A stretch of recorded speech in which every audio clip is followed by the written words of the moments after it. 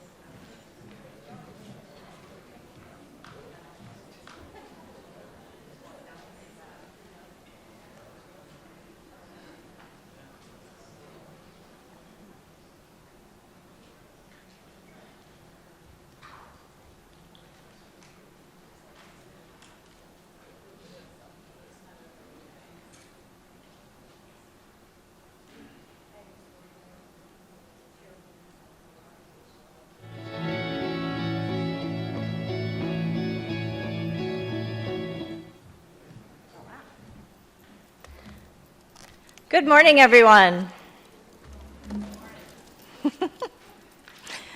Is there like 5 of you out there today? Good morning, everyone. All right, that's much better. Okay, well, I would like to welcome you to the CMS 2017 Medicare Advantage and Prescription Drug Plan Spring Conference. My name is Stacy Plizga, and I will be moderating the conference today. This morning, we are gathered here in the CMS Central Auditorium in Baltimore, where the webcast is originating from.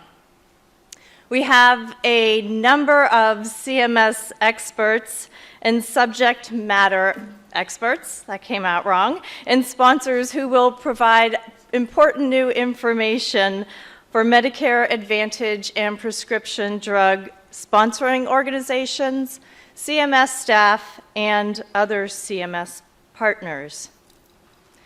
Throughout the day, we will learn about existing Medicare policies, new policies, policy updates, and also technology updates. CMS experts will provide an understanding of enrollment and eligibility, as well as how to fight fraud and abuse within the Medicare program.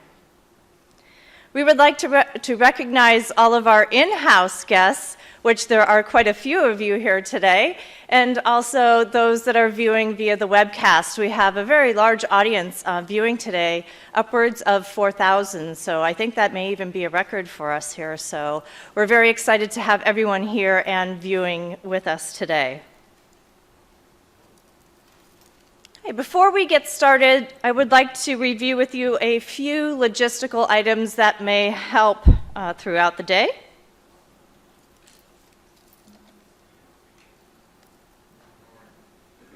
Okay, first, webcast materials are available at the CTEO website that is listed on the screen.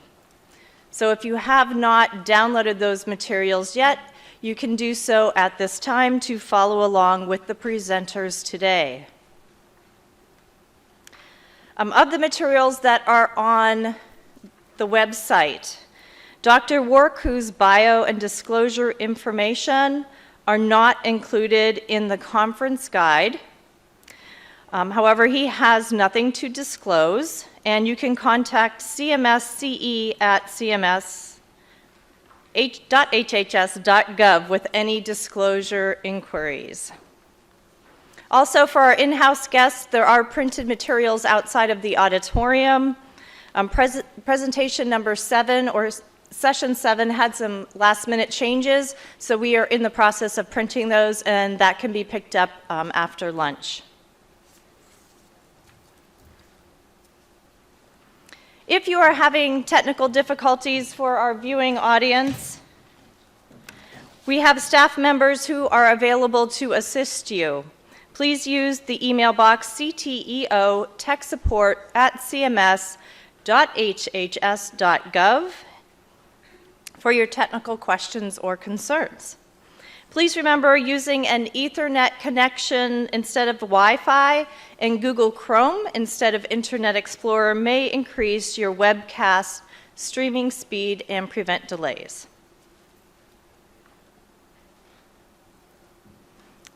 The Medicare Advantage and Prescription Drug Plan Spring Conference and webcast will feature polling during the sessions and also for end-of-session evaluations to allow both our in-house guests and our virtual guests to participate in today's conference. There are a number of ways that you can participate. You can participate and respond to the polling using your cell phone, or you can do so from any smartphone, computer, iPad, using a web address. So you can either use text messaging or you can use a web address. Okay, so what we would like to do at this time is get everybody connected to the polling. Once we get you connected to the polling, then you are connected for the rest of the day. So if you would like to participate utilizing your cell phone, please go ahead and take out your cell phone. You have to join my session before you can participate. So to join via text messaging, you want to create a new text message. In the to line, please type the numbers 22333.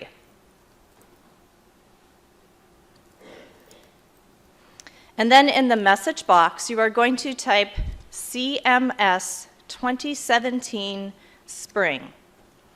This is not case sensitive. You can use upper or lowercase. However, do not put any spaces in between the letters and numbers. That will connect you to somebody else's session.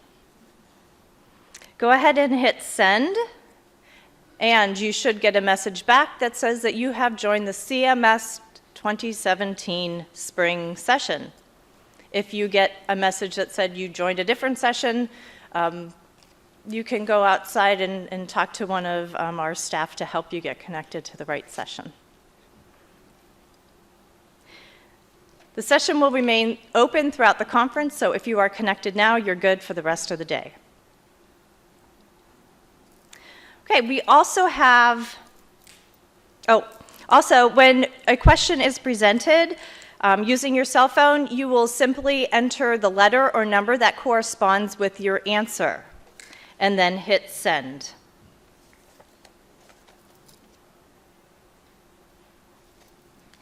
We also have end of session evaluation questions, and these are slightly different.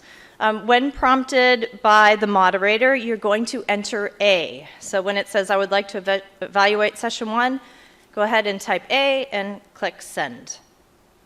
You are then going to receive a text that says, hello, please evaluate this session, and it has a link. If you click on that link, it will take you to the evaluation. You will then choose Start Survey, and then you will be presented with 4 questions. They will one at a time, however, so you will enter your response to the first one, and then you will select Next, and it'll take you to the next one. At the final question, go ahead and select Finish, and it will, and your responses will be submitted.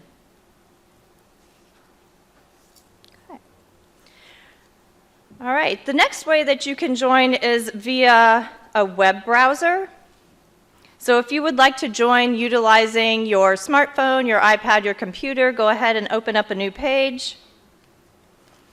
Again, you have to join my session first, and you will type in www.polev.com/CMS 2017 Spring. I'll give you a minute to do that. Once you do that, you are going to see a screen similar to the one that is pictured here that says that the poll is not active, and once we do activate a poll, you will see the question.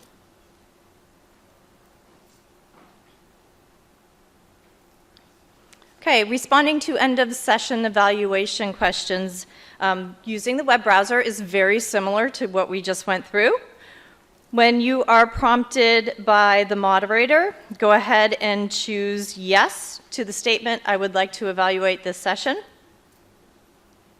You will be presented with a link in green. That, very important, that little green box only appears for a very short amount of time. So when you see that link in the green box, click on it very quickly.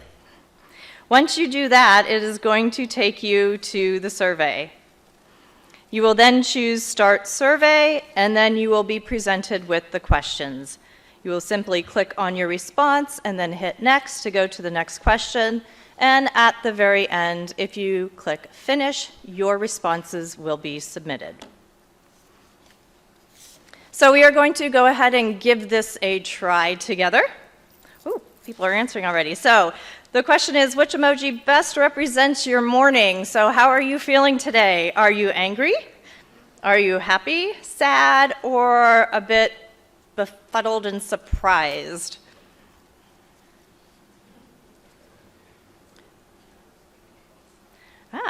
Great responses. It looks like the majority of us are having a good morning, so I'm not sure if the coffee was good or if it's a sunshine, but I'm glad to see that.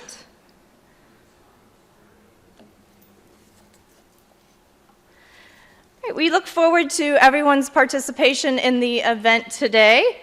For our webcast participants, if you have a presentation-related question, please go to the SurveyMonkey link that was sent to you in the email you received, and you will click on that link, and you can enter your question for the speaker of your choice today.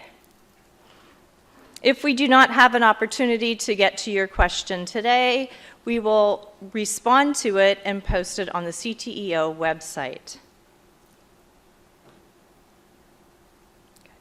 For our in-house participants, we ask that you address your question by getting up and moving to one of the microphones that is in the center aisle, and you can ask your question into the microphone. We do ask that you give your name and where you are from, and we request that you do it at the microphone so that our viewing audience and all of our in-house guests can hear your question.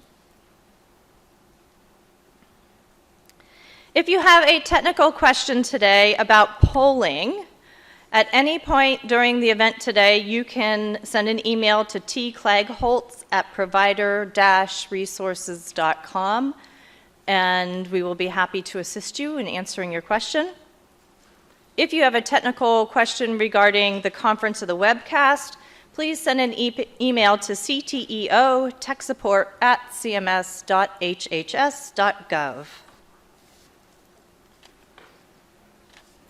We are glad to have all of you with us today, and our agenda is packed with subject matter experts who are excited to share their knowledge and expertise with you. So let's go ahead and get started. Kicking things off for us this morning, we have the Principal Deputy Administrator and Director of the Center of Medicare. Please welcome Dimitrios Kozoukis.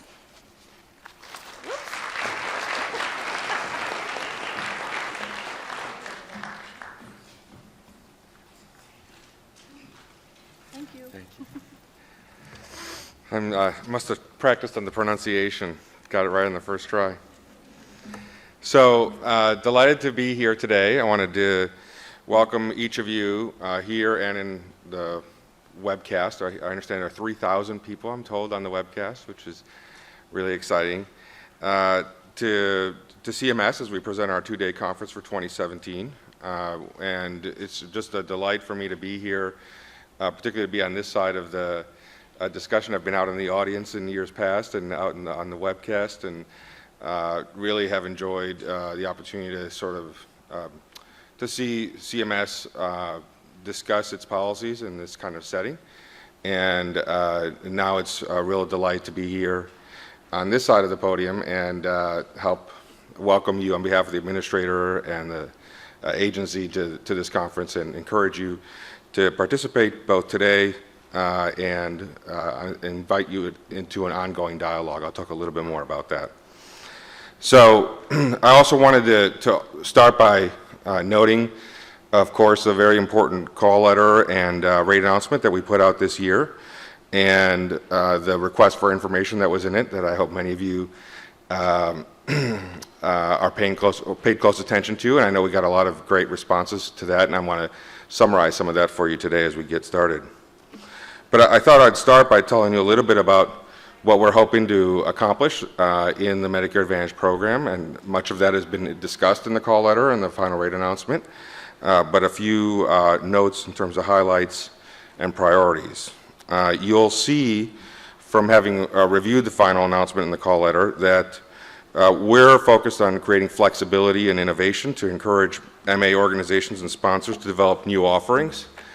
This is something that is very important to the agency as we embark on new leadership at CMS and continue to help promote the MA program and ensure that it meets the needs of beneficiaries. And so you'll see a few specific policies that reflect that. For example, we're allowing differences in provider networks to constitute a meaningful difference in our review of benefit packages. You'll note an increase in the TBC, or total beneficiary cost, that allows MA plans more flexibility in how they design their benefits. And you'll also notice that our overall approach and tone is one of encouraging plans to come in with offerings that are tailored to the populations that they serve. The MA program, as you know, perhaps those of you who work directly with beneficiaries, best of all, provides beneficiaries with a valuable choice, one they might not otherwise have at all. And so, you know, as I've worked with the CMS team on charting the direction of the MA program and CMS's oversight of it, we've talked about you know, what that vision is like and what we want to see come forward in the MA program. And I hope that you see in the call letter and in the rate announcement and in our ongoing policies that the emphasis there is that we want the MA program to reflect its sort of original and true purpose, which is to provide an alternative to Medicare fee-for-service that reflects the needs of beneficiaries that aren't going to be met necessarily by the fee-for-service program. And so, you know, we hope to adopt policies that encourage that, and we're working hard to do that. It's not always sort of a simple and overnight task, but we are exploring many of those things, including many of the ideas that came in the RFI to do that. What I ask also is of plans and others who are working in the MA and Part D worlds is to take up that offer and to take advantage of the flexibilities that we offer and that we're going to try to make available so that you can and actually put forward offerings that are different and varied and that do meet the needs of varied constituents and beneficiaries, from the chronically ill to the active well who manage their own care, all of which have different needs. So that's sort of the overall direction. We also look forward to partnering with you and sort of building a relationship with those who administer the program, the actual plans and benefits that make an impact in our beneficiaries' lives. We have continued a process of asking for dialogue and comments on various topics, and I'm delighted to see that there's, you know, that there are additional steps in transparency that we're also undertaking. For example, we made our civil monetary penalty methodology publicly available, including changes based on comments, and we're also establishing a working group to identify critical issues in processing encounter data. These are just a couple of examples, but the overall point here is that in making sure that MA works and Part D works, that we need to do that in conjunction with those who actually operate the plans and others who work with beneficiaries downstream as well, and also with the beneficiary community. And our hope is to partner in dialogue with the entire external world in terms of how we adopt our policies and to address the kind of operational impediments or obstacles that might be created by the rules at times or just by the fact of how or internal to individual organizations as well, sort of the internal challenges, and let us know as part of that dialogue what we could or should be doing differently. We certainly won't hesitate to do the same, as you perhaps well know.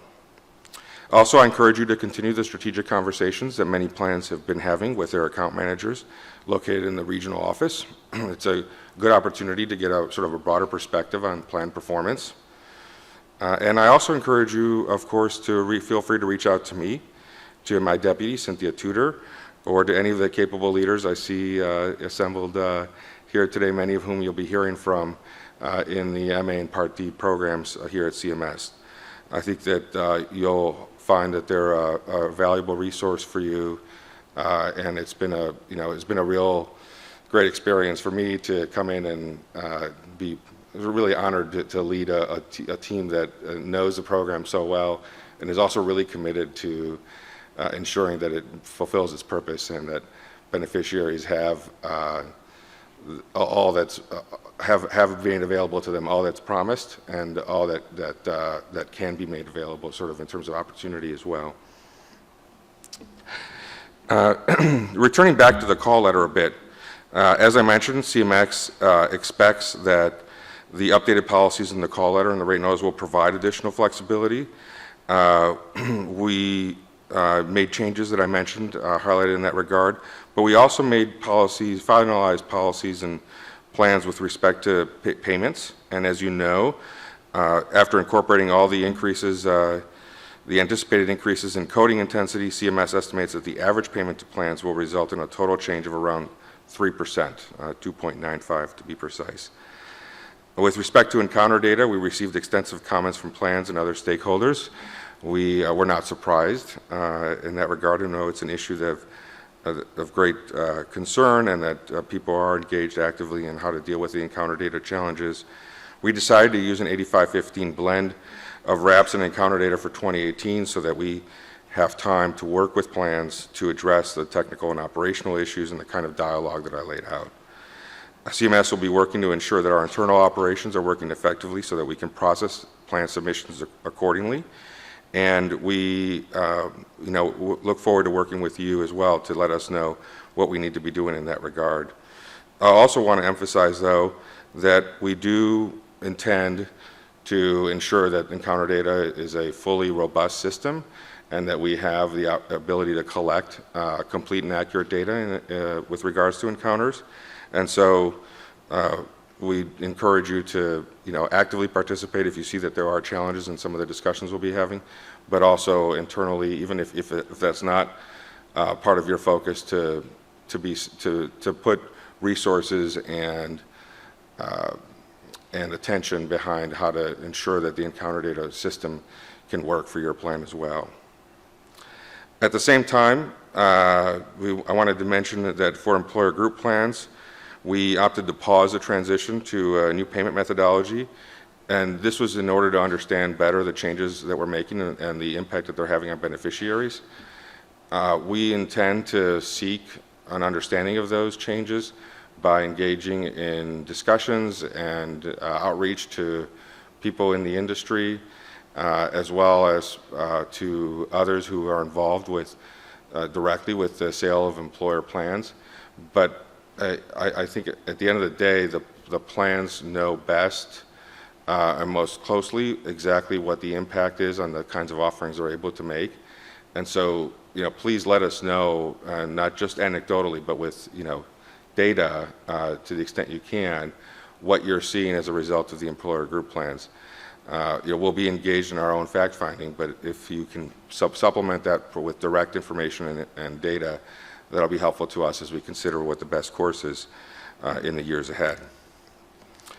We also have been working on star ratings. The star rating system, as you know, is a very impactful, certainly to payment and more broadly, and we're looking really at both C and D ratings.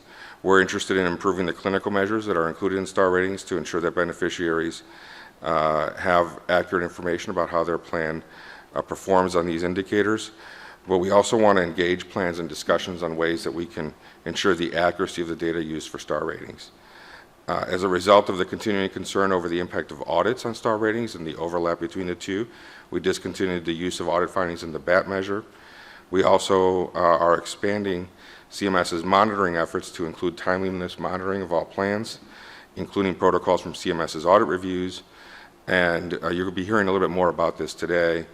This timeliness monitoring will help us identify opportunities to improve the processing of appeals, but it'll also give us a better understanding of the options that we might have with regards to data integrity and how to consider the right data integrity policy as the program continues to evolve.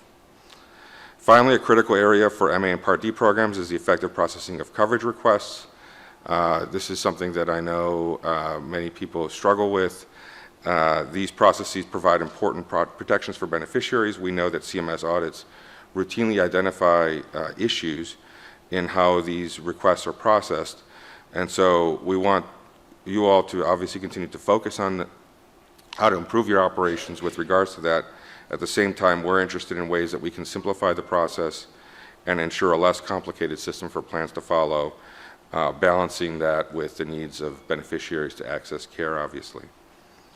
So that's a little bit of where we're going on MA and Part D more broadly. I wanted to give you a little bit more context than the sort of the formal language of the call letter and the rate announcement give sometimes in terms of what's really important. It's a long document, has a lot in it, all of it very important, but these are the things that are sort of priorities for me and some of the other leadership as we continue to look at MA and Part D and guide it. Wanted to also mention a little bit about MACRA and the Social Security Number Removal Initiative. This is something that is perhaps, it's not as deep in the policy sphere and some of the other things that we've talked about, but it's very important because it will be something that touches every Medicare beneficiary. They'll be getting cards, as you know, and have a lot of questions about it. And we anticipate that we're working hard on the A and B side to be ready to anticipate those questions and some of the challenges that come as a result of the changes. And we hope and expect that on the C and D side that you all are ready, since you're often the first face that beneficiaries work with when they have a question, to be in a position to help beneficiaries understand what the implications of the changes are, and if there are things that we need to do to support that you let us know as well. As you know, the legislation requires that the new cards be mailed by April of 2019. We're making changes to our IT systems. We're planning communication strategies. We expect that you're doing much of the same. So please let us know how it's going. If you feel that there are going to be challenges or issues, it's better for us to know earlier so that we can work with you and also make adjustments in some of our plans as well. So don't hesitate to do that. We anticipate that we'll complete our system and process updates so that we can accept and return the new Medicare beneficiary identifier on April 1 of 2018. It's an aggressive timeline, but a lot of work has been underway to make that happen, and delighted that it seems like everything is on track. We plan to engage in extensive outreach as well. Approximately 60 million beneficiaries, agents, advocacy groups, caregivers will get information from us about the new card and instructing how the new card can be used, how to dispose of the old card. So those are sort of the major things that we're doing. Wanted you to have that as you consider your planning, because obviously inevitably you do get questions as well. And then, so having wrapped up a little bit on the rate notice and the call letter, sort of the overall policy objectives and some of our important work on the Social Security Number Removal Initiative, I wanted to devote a little bit of time as well to the RFI, the request for information. It's something I was just really excited to get out there, and whenever I had an opportunity to talk to folks about what we were focused on, I kept sort of sending them back to the RFI that, send us what you have and make the submissions as serious and complete as possible. And I'm just delighted I got my first briefing on the contents of that with the team the other day, and to hear that there was such a robust discussion and good feedback in those comments. We received over 130 comments from over 130 people or organizations. As you may recall, we asked for ideas that will help CMS improve transparency, flexibility, program simplification, and innovation. And I think that the outside world delivered. So we have a lot of work underway to consider those comments, to categorize them, think about what they require in terms of sub-regulatory, regulatory, or statutory change, to analyze the pros and cons of many of the individual suggestions. I thought I'd just share with you a little bit about what we heard, so that you have a sense of what the broader community is talking about. I'd say the comments fall into three categories. One is to streamline and improve our oversight and management of plans. We had comments that suggest we re-engineer the way we provide sub-regulatory guidance, the use of HPMS notices, that we put more updates in the manuals more frequently rather than use HPMS, that all of this would be designed to ensure plans have accurate, consistent, and up-to-date guidance. And we're planning to, we'll be taking a look at the number and frequency of HPMS memos and how a more coordinated process could make everyone's life simpler and make the program easier to administer, both on our side and yours. We're also looking, we also received comments around streamlining, improving, and coordinating the CMS appeals process, the CMS audit process, star ratings changes and improvements. I think I talked a little bit about some of what we're thinking about in that area. We received comments around facilitating pricing and reimbursement transparency and fairness. We'll be looking at changes in Plan Finder, for example, but budgets are always a bit of a challenge, which is true of any organization. And so thinking creatively, too, about ways that we might be able to improve the way that Plan Finder helps people make decisions. Definitely welcome suggestions from the outside world as well on that. I mean, many of you have your own websites and IT challenges in figuring out how to make things work better.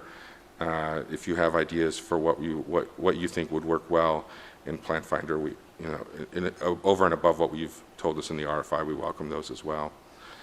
Another area is a more general area, in addition to streamlining and improving oversight and management of plans, is improving the beneficiary plan selection process, the marketing materials process, enrollment changes, and education. And there where we received suggestions around developing more beneficiary-friendly materials in terms of the materials, the things that we put out. And I've been sitting down with our Office of Communications as well, that puts out a lot of the Medicare materials, including the Medicare and EU handbook and other items, and we've been talking about how we communicate MA and Part D options in those materials as well. We also received suggestions around allowing paperless marketing and other beneficiary materials. We received suggestions around comparing MA options with fee-for-service. So these are all really fascinating ideas. I have really found it difficult to restrain myself from having meetings with the team sort of run way over as we delve into some of these things. But I assure you we're working diligently on a lot of these proposals. Our focus is to improve the ability of the beneficiaries, obviously, in the Medicare program to identify the best options for them, whether that be an MA plan, Part D plan, fee-for-service, select it, and then manage their care within it in conjunction with their provider. A third area, in addition to oversight management of plans and beneficiary plan selection processes and the like, is innovating program design to provide options and improving care and outcomes. There we received suggestions around modernizing the risk adjustment model, payment methodologies, and coding guidelines, obviously an important area. Some of those things, may require statutory change and the like, but we're also looking at what we have the ability to do without that. Expanding benefit flexibilities in MA around uniform benefits, meaningful differences, benchmark caps, telehealth, and network adequacy. You bunch all those together, and those are the pieces that I think result in the flexibility I talked about in terms of additional plan design and options. I do hope that the work we've done and will continue to do in that area does result in new options. And so if there are reasons that you think we need to do something different or more, that beneficiaries have a demand that's not being met in the marketplace because of something that we're able to change, particularly about regulation or sub-regulatory guidance, please continue to have that discussion with us. We also received ideas around providing greater flexibility in Part D to manage costs. These included ideas to change the number of drugs required per class, the transition benefit modifications, mid-year formulary changes, and specialty drug and high-cost drug management. We also received ideas, I think falling into this general category, around expanding Part D network flexibilities, addressing changes to any willing pharmacy rules, specialty pharmacy access, and mail order. And I think the other thing I was delighted to see is that we did receive comments from a broad variety of stakeholders, both plans and beneficiary groups, and vendors and others involved in the administration of the MA and Part D programs. And so I think I've given you a bit of a summary. What you haven't seen is sort of the variety of perspectives on many of these things, and so those are, that's part of the process I talked about in terms of analyzing how we might, what we might do with these. Some of these ideas are ones that we think that we could and should adopt in the short term. Others are things that will require longer-term regulatory or maybe even statutory change, as I mentioned. My expectation and my hope is that we will see, we will look at, at the entire range of options. We'll be not focusing only on the sort of the low-hanging fruit, but some of the things that are harder to accomplish on our end as well. So that's the course we're engaged in. So I can't thank you all enough for the transformative ideas you've submitted. I look forward to working with you to provide the health care and value that Medicare Advantage and Part D beneficiaries can obtain in the MA and Part D programs.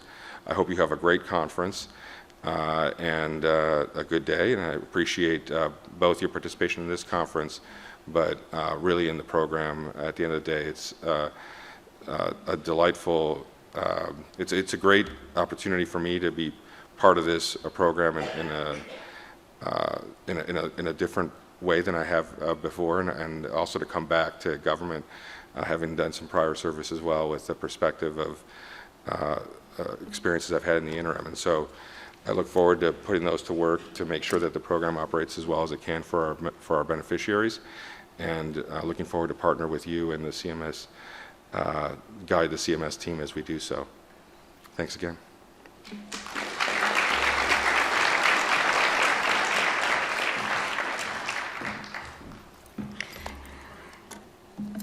Okay, our first session today consists of a panel of speakers who will provide participants with an understanding of CMS's auto forward policy for untimely cases and enforcement actions for non-compliance. Current guidance, upcoming enforcement actions, and common questions will be discussed by Amber Casserly, Gregory Botiani, and Leila Zaharna.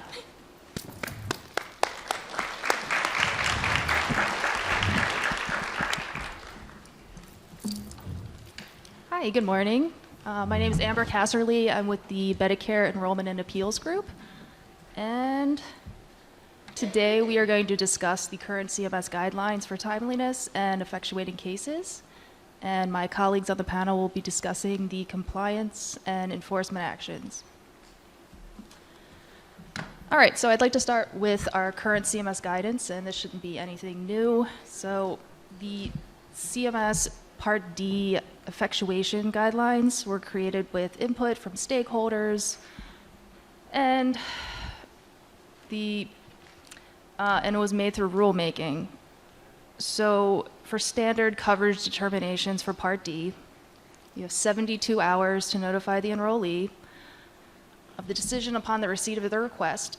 And for expedited, the time frames are shorter. It's about 24 hours to notify the enrollee. For the next level of appeals for redeterminations, sponsors have no more than 7 calendar days to notify the enrollee, and no more than 72 hours for the expedited redeterminations. If the case includes an exception request, the time frames or those do not begin until the supporting statement is received by the plan. And again, these are the citations in the regulations for this guidance, and it can also be found in Chapter 18, the Prescription Drug Benefit Manual. So let's see if this works. Oh, good. Okay, so let's do a polling question. So let's look at this scenario. So let's say a plan has missed the time frame for making a decision and notifying the enrollee. When should the case be auto-forwarded to the IRE? You have A, 72 hours, B, within 24 hours of the expiration, 7 days, or 14 days. I don't know if I need to give you more time for that. Okay. All right. So it looks like you're split here, 50-50. All right, so the correct answer was B. So if a sponsor fails to notify the enrollee of the determination and they fail to process it timely, the case should be auto-forwarded, and it's considered an adverse decision. This is the same for redeterminations and coverage determinations. It's within 24 hours of the expiration of the time frame. And again, there are the citations in our regulations.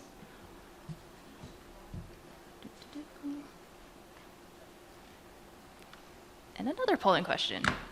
So here's another scenario. My plan has discovered that a large number of cases were approved. The beneficiaries were notified of the decision, but all of the cases were effectuated past the adjudication timeframes. What should we do as a plan? Should you continue processing the cases normally? Should you auto-forward the cases to the IRE?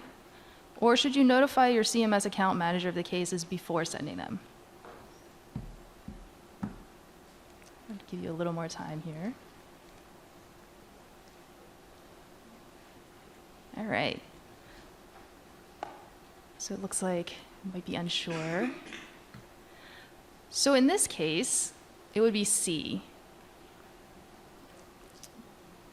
So as a best practice, if your plan has a large number of cases that you've found to be untimely, instead of immediately sending these to the IRE, we ask that you please notify your account manager, and they will give you appropriate steps on what to do next.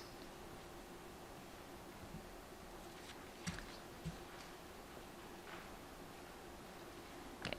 So let's go to a frequently asked question.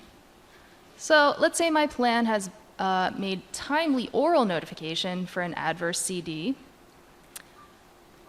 but the written notification was made untimely. So in this case, past the 3 days extension. Are we required to auto-forward this case to the IRE? And in this case, yes. So even though the oral notification was made in a timely manner and the written notification was still considered untimely. So for this case, you should auto-forward it. All right, so I would like to pass the presentation along to my colleague, who will be discussing CMPs. Thank you, Amber. My name is Layla Saharna, and I am a pharmacist with the Medicare Oversight and Enforcement Group, Division of Compliance Enforcement. So, pursuant to regulations, CMS has the authority to impose CMPs or civil money penalties when a sponsor substantially fails to comply with the requirements related to coverage determinations, appeals, and grievances. CMS has determined that an excessively high auto-forward rate demonstrates a substantial failure to comply with the requirements in Subpart M, which are requirements related to grievances, coverage determinations, redeterminations, and reconsiderations. Therefore, CMS is imposing CMPs on plan sponsors with excessively high auto-forward rates. Beginning with data from the first quarter of 2017, CMS will begin issuing CMPs on a quarterly basis to sponsors that fail to meet the established thresholds. Based on the analysis of the previous year's data, CMS has set the 2017 outlier threshold at a rate of 15 or more auto-forwards per 10,000 beneficiaries per quarter. Small sponsors with enrollment sizes of less than 800 will be excluded from this analysis, as well as those sponsors with fewer than 10 IRE cases or appeals per quarter, and those with fewer than 10 auto-forwarded cases. CMS will continue to analyze the auto-forward data and may modify this threshold as needed on an annual basis to address changes in industry performance. For any sponsor that meets the threshold criteria rate of 15 or more auto-forwards per 10,000 beneficiaries per quarter will receive a CMP. The first time a sponsor's contract meets the criteria and they receive a CMP, they get one consecutive quarter to improve their performance before being considered for another CMP. After that subsequent quarter, if they ever meet the criteria again, they will receive another CMP. In addition, as Greg will be talking about in a few minutes, organizations may receive compliance notices for meeting different threshold criteria. The escalating level of compliance letters will continue for each consecutive quarter of noncompliance, with the analysis beginning in the fourth quarter of 2016. Going through the compliance continuum can also lead to an enforcement referral for a CMP. CMP notices will be posted on CMS's enforcement website. Sponsors have the right to a hearing with the Departmental Appeals Board office listed in the CMP notice. The CMP notice provides an explanation of the appeals process and how to submit a request, which is due 60 days from the date of the notice. CMS may impose a CMP up to $37,396 per enrollee adversely affected or with the substantial likelihood of being adversely affected. However, CMS expects to issue per enrollee CMPs based on standard penalties that align with the public methodology that will be discussed in the CMP session tomorrow afternoon during the Audit and Enforcement Conference. CMP considers excessive Part D IRE auto-forwarding to be a serious beneficiary access problem. If sponsors had processed and notified enrollees of decisions within the required timeframes, beneficiaries would not experience delays or denials of medications or financial harm for paying out of pocket for medications. Part D plan sponsors are expected to devote sufficient resources to internal or external processes that ensure coverage determinations and redeterminations are processed timely before receiving a compliance or enforcement action from CMS. Each sponsor should develop and implement processes that will help it make decisions timely and avoid high levels of cases that need to be auto-forwarded to the IRE. For example, sponsors should also anticipate the increased volume of requests at the beginning of each year and ensure that the appropriate number of staff are available to process the requests. Next, Greg will be discussing compliance actions for untimely cases. Thank you, and good morning, everybody. My name is Greg Botiani, and I work in the Division of Benefits Purchasing and Monitoring within the Medicare Drug Benefit and C&D Data Group. Our division works with other CMS components on Part D compliance, related compliance matters, among other things. Now, before getting into the specifics of IRE auto-forward compliance, I would like to take a minute to discuss compliance actions generally. The purpose of a compliance action ranges from making a sponsor aware of its noncompliance to something more immediate, such as requesting a corrective action plan. In the most urgent of circumstances, cases are referred to the Oversight and Enforcement Group for sanctions or enforcement actions. The hierarchy of compliance actions begin with a notice of noncompliance, followed by a warning letter, then a warning letter with a request for a business plan, and finally a corrective action plan request. The order of issuance, that's the order of issuance for some of our regular monitoring efforts, but we may escalate when necessary. For example, when a sponsor is so far an outlier when compared to other sponsors that an escalated level of compliance is warranted. Also, in order to avoid penalizing a sponsor twice for a single instance of noncompliance, as a general rule, a compliance action is not issued when there is a sanction or enforcement action for the same issue during the same time period. I would now like to explain the compliance protocol for excessive auto-forwards. In the 2017 call letter, CMS announced that it would be taking compliance actions against sponsors with an inordinate rate of IRE auto-forwards. So in addition to the automatic CMPs, CMS has and will continue to issue compliance notices to sponsors whose auto-forward rates are excessive but do not warrant an automatic CMP. In other words, for these sponsors, there is still an opportunity to take corrective action prior to a CMP referral. In a December 16, 2016 HPMS memo, compliance thresholds were announced. We also stated that if modified for 2017, it would be based on an analysis from the data from the previous year, and that moving forward, the compliance thresholds may be modified annually based on an analysis from the data for the previous year in order to address changes in industry performance.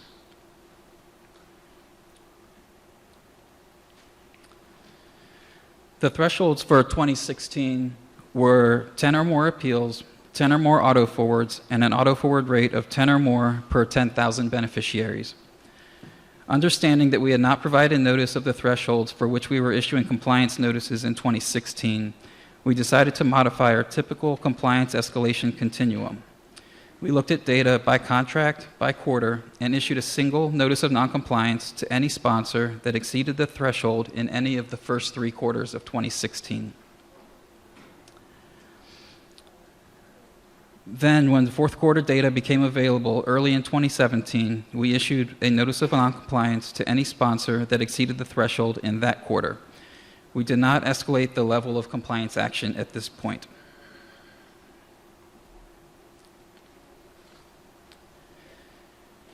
So after reviewing the 2016 data, we decided to use the same compliance criteria for 2017. We basically had 3 options, and we went with the third. First, if we had lowered the number of auto forwards or the auto forward rate, it would capture contracts that had relatively few auto forwards and thus discourage sponsors from utilizing this important beneficiary protection. Second, if we raised the number or rate of auto forwards, we would bump up against the criteria for an automatic CMP, and thus there wouldn't be much difference between a sponsor that received a notice of noncompliance and one that incurred a CMP. The third option was to retain the 2016 criteria, with which we had already seen improvement in the number of cases being auto-forwarded. So we will continue with a quarterly analysis and retain the 2016 thresholds. However, escalating actions will begin with the first quarter analysis. So a sponsor that was non-compliant in the fourth quarter of 2016 and is again non-compliant in the first quarter of 2017 will receive a warning letter for that first quarter of 2017 non-compliance.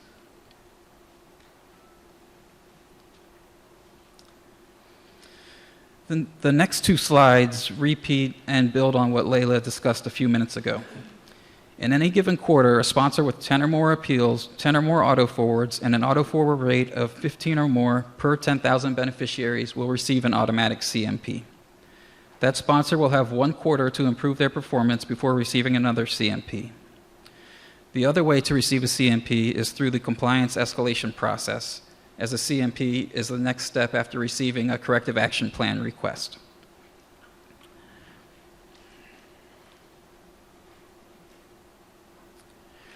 Here you see the different types of compliance actions and when they would be issued.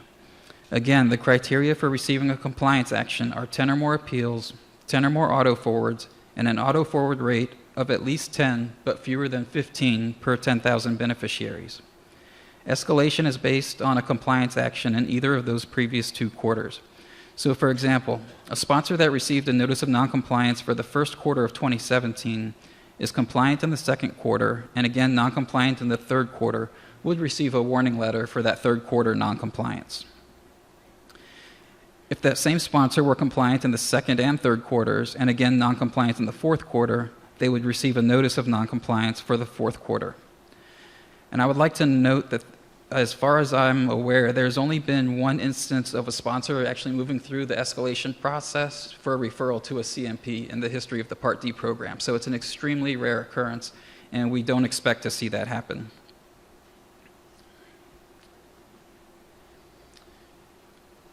Here we have a polling question. A sponsor that has a rate of 10 auto forwards per 10,000 enrollees for 4 consecutive quarters and does not meet any of the exclusion criteria will be issued an enforcement action in the 5th quarter if the rate is 8 auto forwards per 10,000 enrollees.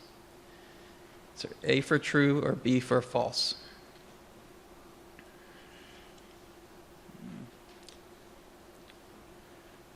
I think you guys have this. Yes, that's the correct answer. The sponsor is now compliant because their rate was 8 per 10,000 beneficiaries. Now, in order to avoid a CMP referral, they would also need to be compliant in the following quarter, so the 6th consecutive quarter.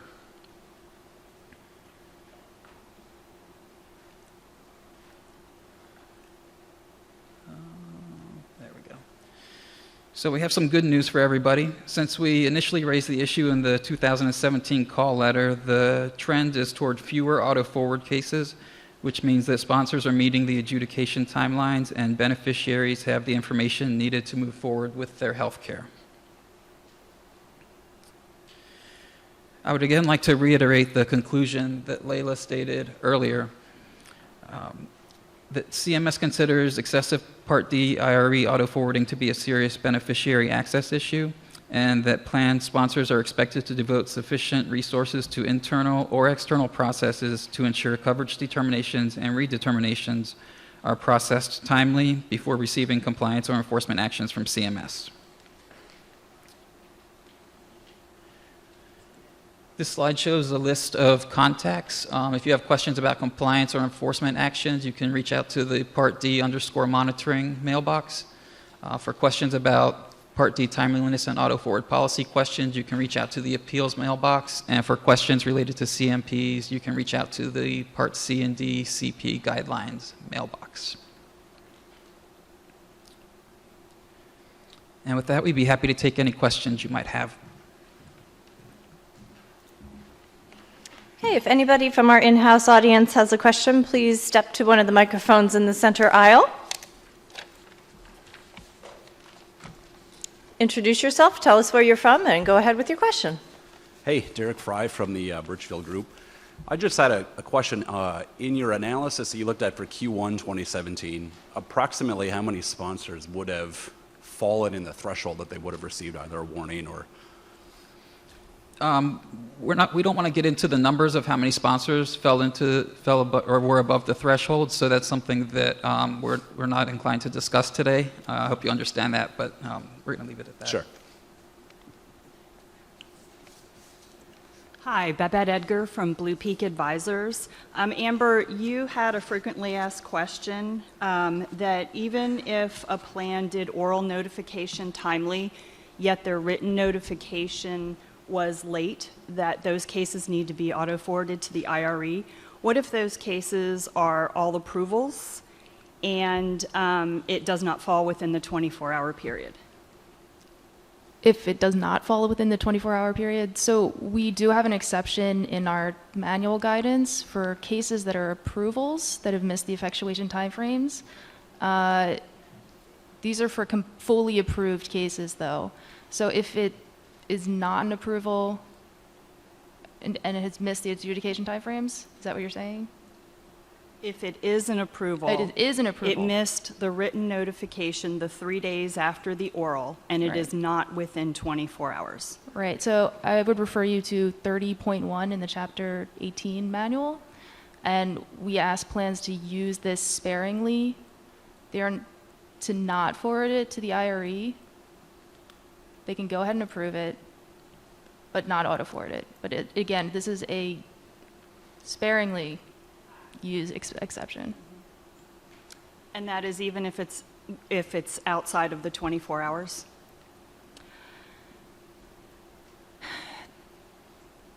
So we do offer a time frame of 24 hours as a guidance. If it is an approval, I would say reach out to your account manager and ask them for what steps to take. If it's not super far out of the time frames, they may tell you to go ahead and approve it. Okay, thank you. Hi, Travis Sutphin from Emblem Health. Does CMS have a position on what is sparingly, like the percentage?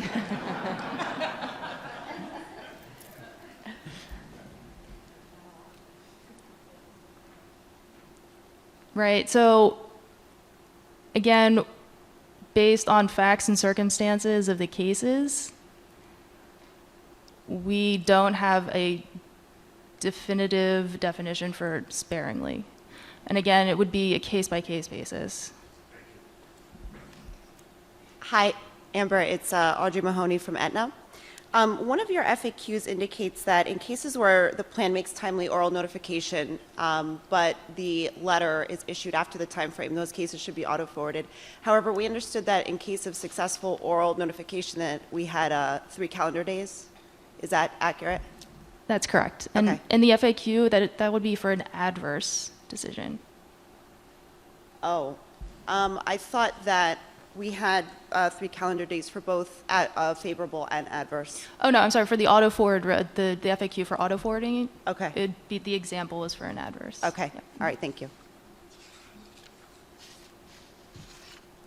Okay, any other questions from our in-house audience? Okay, I do have a couple questions here that we received from our virtual audience, so I will go ahead with those. The first one, should plan sponsors auto-forward coverage determination cases to the IRE when the member notification was timely, but the provider notification was not?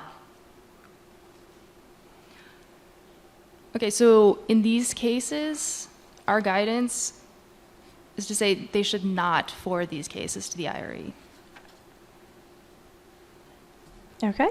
The next question that we received, if a determination was made within the required timeframes, but oral notification was not possible, and the written notice was not mailed within the timeframe, is it correct that these cases should be auto-forwarded to the IRE regardless that our determination was made within the required timeframe?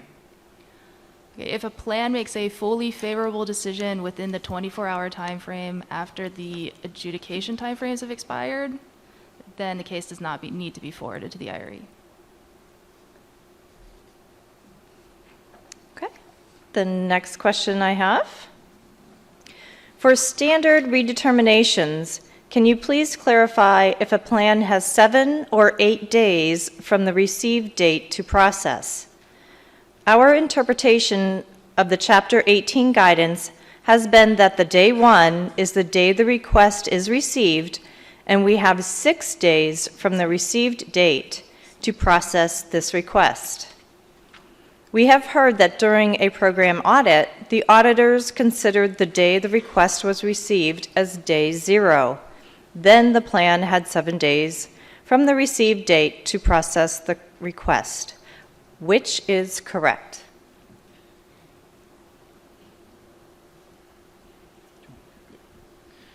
So for a standard redetermination Part D, you have 7 days from the date of receipt to issue a decision, that is to notify the enrollee of the decision. The request is deemed received as soon as your organization gets the request and the clock starts. However, for purposes of calculating timeliness or counting days, the first day is not counted until a full day has passed. Therefore, if you receive the request on January 1st at 2 p.m., you would count January 2nd as day 1. 7 days past January 1st would therefore be January 8th, at which point your redetermination time frame would be over. Okay, thank you. The next question that I have here, related to 2016 compliance activity. Based on current availability date for 2016, CMS issued compliance notices to sponsors that had 10 or more IRE cases or appeals, 10 or more auto-forward cases, and an auto-forward rate of 10 or higher per 10,000 members during any quarter in 2016. Please confirm that the phrase 10 or more IRE cases appeals does not refer to upheld appeals sent to the IRE per CMS guidance outlined in Section 80.3 of Chapter 13 of the Medicare Managed Care Manual. We do not believe CMS intends to penalize plans for following the guidelines to forward timely uphold decisions to the IRE. That is correct. Chapter 13 does not apply. That wasn't fair because the question was really long and your answer was really short. That's what I'm known for. All right, and I have one last question here. Does the analysis exclude cases that a member requests to go to the IRE? It does. I think I'm going to lose this one. Okay, any additional questions from our in-house audience? Oh, we have one more. Please come up to the microphone. Sorry, Britton Whitbeck from Lumeris. So I wanted to follow up. There was a question about attempts to make oral notification Yes, unsuccessful. I'm sorry. Could you lift the microphone, because you're rather tall. So we can hear you. Thank you. Sorry. Britton Whitbeck from Lumeris. So there was a question about unsuccessful attempts for oral notification. I just wanted to confirm that 3 good faith efforts satisfies the oral notification as long as you issue the written notification within 3 calendar days. Is that correct? Yes, and can you also just send that question in writing to the Part D appeals mailbox? Yeah. Thank you. Okay. Thank you. Thank you for your question. Okay, if that is it from our audience, then I would like to thank Amber, Gregory, and Layla for providing an understanding of CMS's auto forward policy for untimely cases.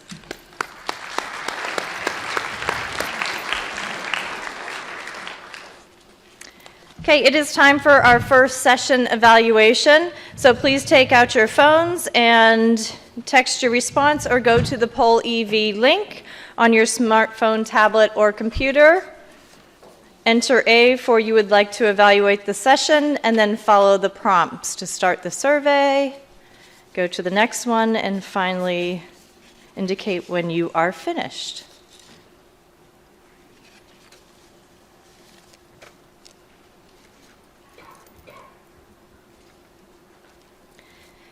CMS has made several changes to the summary of benefits since CY 2015. Our next presenter will provide a high-level overview of the gradual changes that have occurred and will cover the requirements of the current summary of benefits and note any upcoming changes for CY 2018.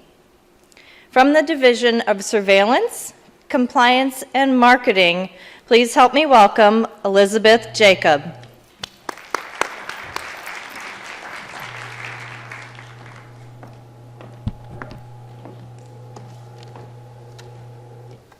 Thank you, Stacy. Good morning, everyone. I'm Elizabeth Jacob.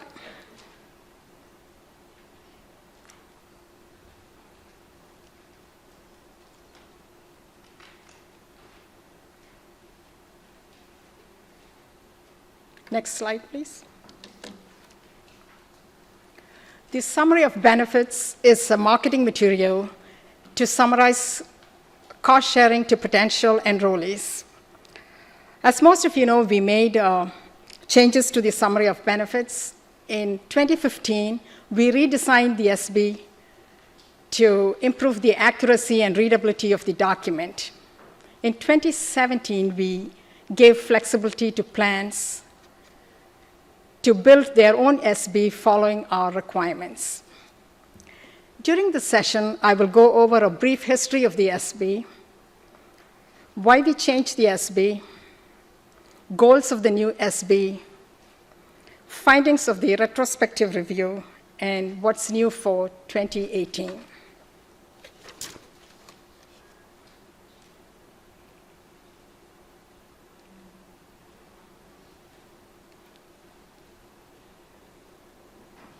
Next slide, please.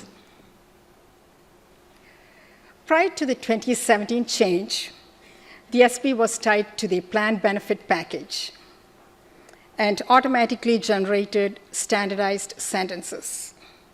In some cases, the standardized sentences did not fully explain plan benefits, and we had several plans requesting changes to their summary of benefits.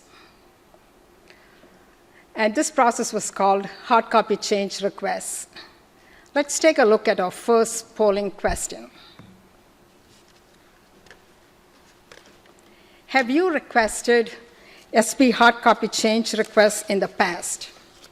A for yes and B for no. There's no right or wrong answer with this. Wow. Now you know why we changed the SB.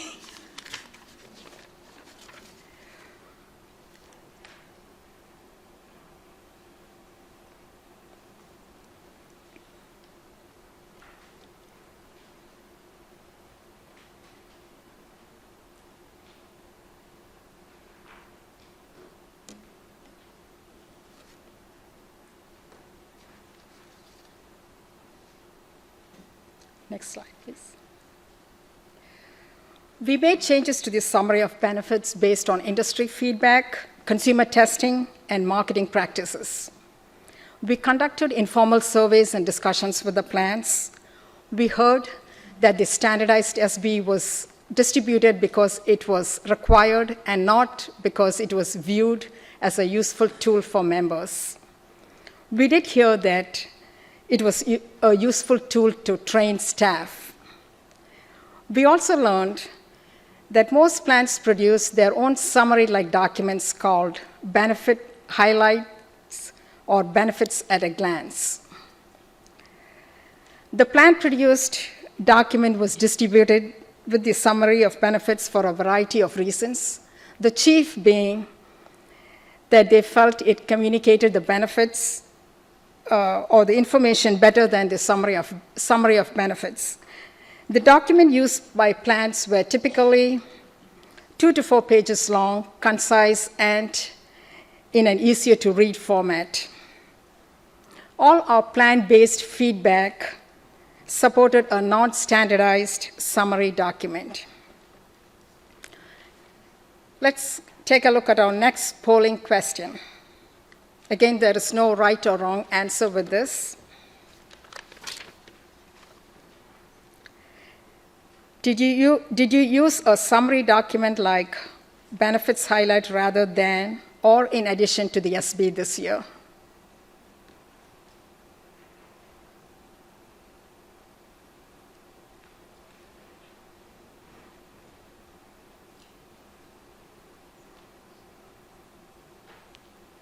%64%.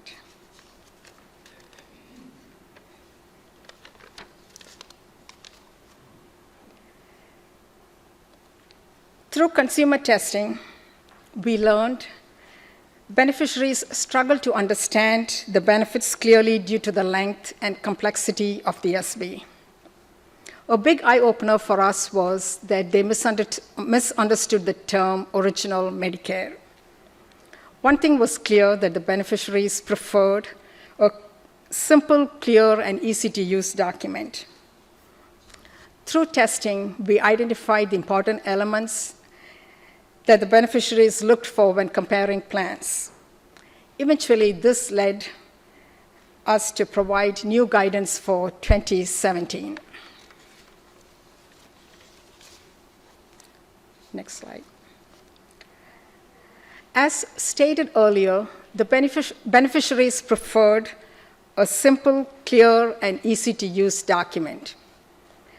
Since the plans were already using some sort of benefit highlights document, we gave plans the flexibility to build their own SB following our requirements and still maintaining a standardized format to compare plans.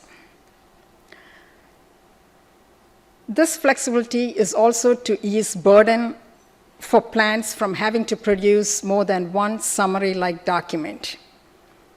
Because of the new flexibilities, we expect plans to use the summary of benefits in place of documents such as benefit highlight or benefits at a glance.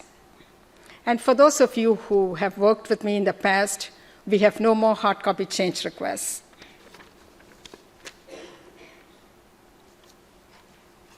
Next slide. Since this was our first year of the new guidance, we wanted to see how the SB worked or the process worked. For this review, our sampling methodology included a review of one SB for each parent organization. A random sample of the SB included MAPD, PDP, SNPs, and 1876 cost plans. We recently completed our initial review of the SB to send to plans. If you have not heard from us, there were no issues identified.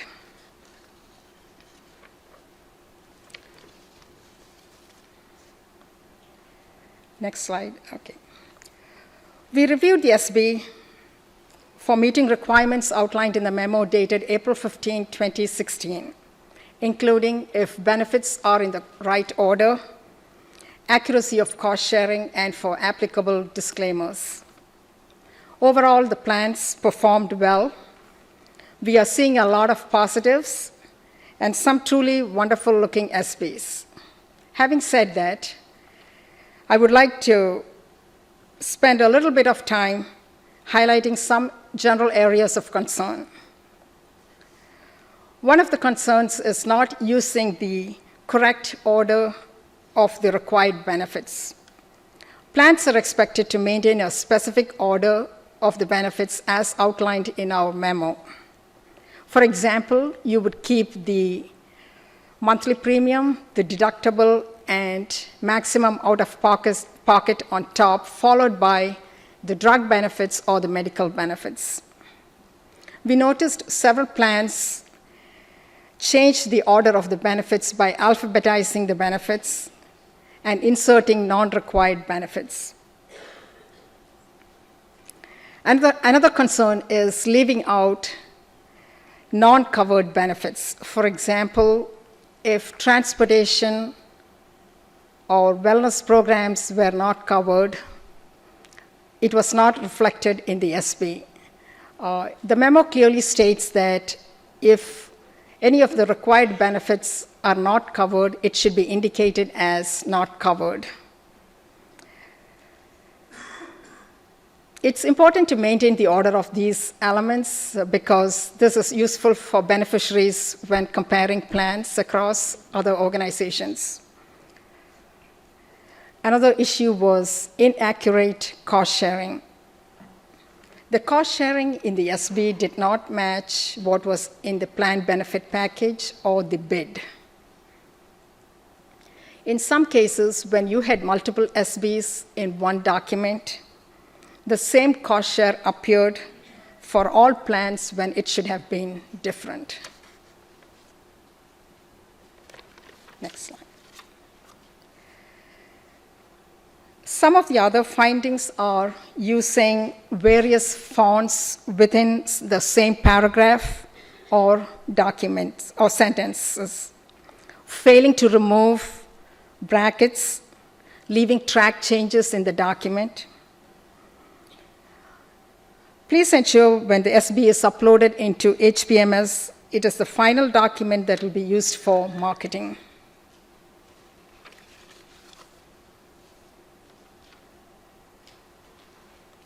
Next slide. The 2017 requirements will continue for 2018. We are not planning on issuing an annual memo this year. The 2018 guidance will be incorporated into the Medicare marketing guidelines with some minor changes. Next slide. So let's look at what are the new requirements for 2018. We received questions from plans about including outpatient hospital coverage in the SB. So for 2018, we have added this to the list of required benefits. It should be inserted after inpatient hospital. If you provide optional supplemental benefits, plans must include the additional premium amount in the SB. For example, if dental is one of your optional supplemental benefit, note the additional premium amount in the SB. The document should be labeled as Summary of Benefits. The plan year should be visible. We received a few questions from the plans asking if they could label the SB using terms such as decision guide. For the purpose of consistency and to avoid any confusion locating this document should be labeled as Summary of Benefits. We had difficulty locating the SB on some of the plan websites because of similar looking documents. Please note that the 2018 SB guidance will be in the Medicare marketing guidelines this year. Pay attention to the order of required benefits, the accuracy of cost sharing when you prepare your SB for next year.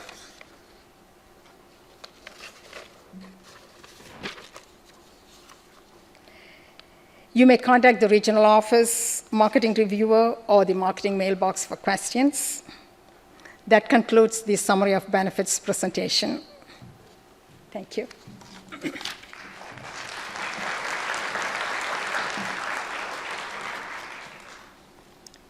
Okay, do we have any questions from our in-house audience? If so, please step to the center aisle. Please tell us your name and your organization. Hi, my name is Vanessa Turner. I'm from Emblem Health. I feel that the added flexibility really does aid plans in communicating most efficiently with their specific membership, but I do think there was some value to the auto-generation feature from the PBP.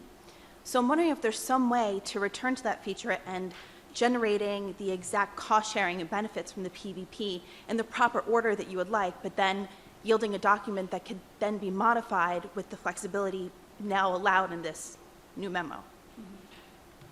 So you're looking for a report that you can go and verify the cost sharing? Well, the cost sharing in the order. So if Order. you generated an SB like it used to do, but in a format that could then be tailored to allow for this new flexibility, that might address two of the concerns you had, where the cost sharing wasn't always accurate and the order wasn't always accurate. But it would allow plans to have a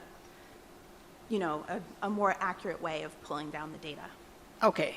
The order of elements is provided in the SB, so you would follow that. And the cost sharing has to be taken from your bid report. So they should match. Oh, no, I understand that, but Yeah. the auto-generated feature, I think, Is would... helpful? Yeah. Yeah. All right, thank you.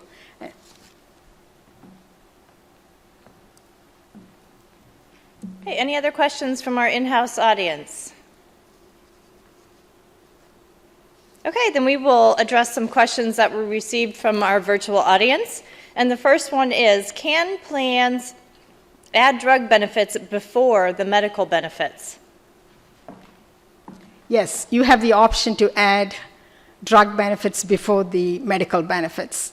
But remember, you need to place the deductible, premium, and maximum out-of-pocket costs on top.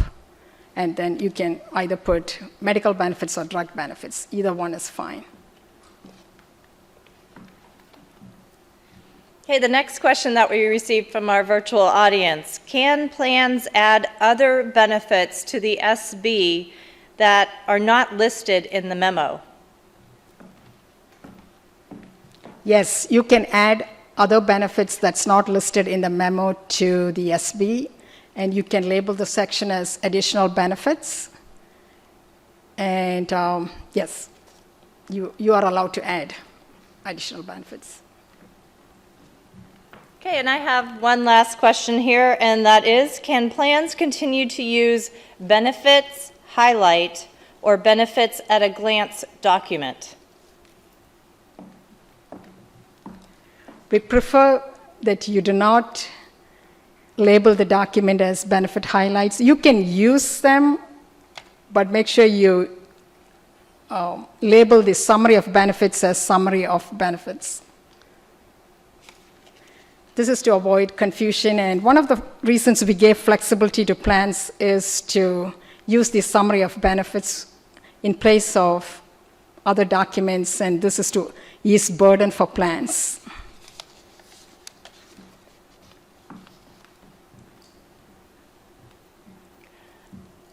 It looks like we do have an in-house guest with a question. Sorry, I'm always kind of late to the game. Burton Whitbeck from Lumeris. So, Can you pick up the pick up microphone the again? microphone, Thank you. sorry. Sorry about that. You said that the summary of benefits requirements will be in the 2018 Medicare marketing guidelines. Yes. Just to make sure, they were not in the proposed, right? No, we are Okay. just, we are not going to be issuing an additional memo this year. Okay. So, there are not too many changes other than what is mentioned in the slide. We may have some minor tweaks, and it's going to be a copy of the memo, basically. Okay. Do you see any clarifications based on your retrospective review? We may have some, Okay. but not a whole lot. Because we saw a couple plans that had trouble with the medical equipment and supplies.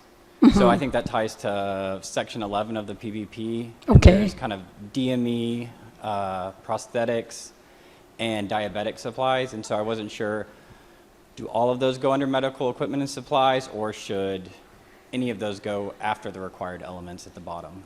So those are subcategories under medical equipment. So you have the flexibility depending on what you have put in the PBP or your bid report and put those benefits in the SB. Okay. Yeah, as long as the major category is there, you do have some flexibility as long as it's consistent with your PBP. Okay, thank you. You're welcome.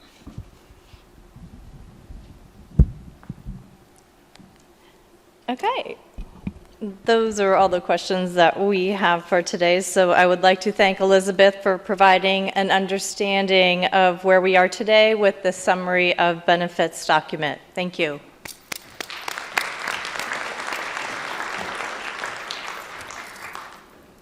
All right, if you would like to evaluate this session, go ahead and select A and click on that link that you receive.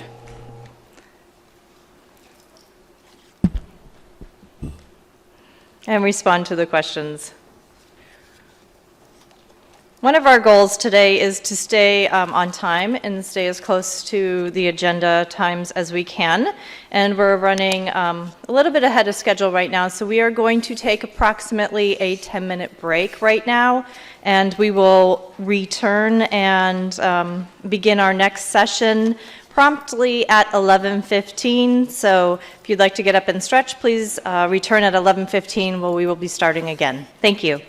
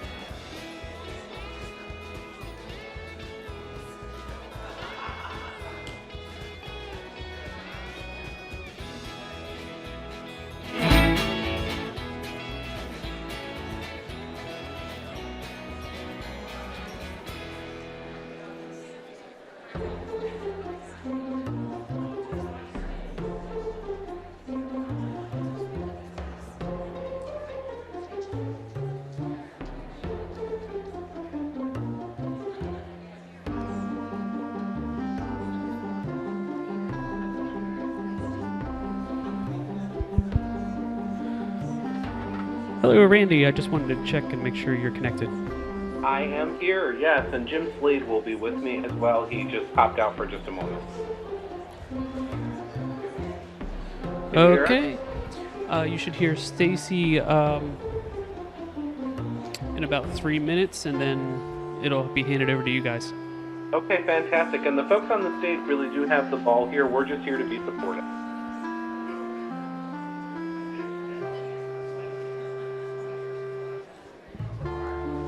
All right, thank you.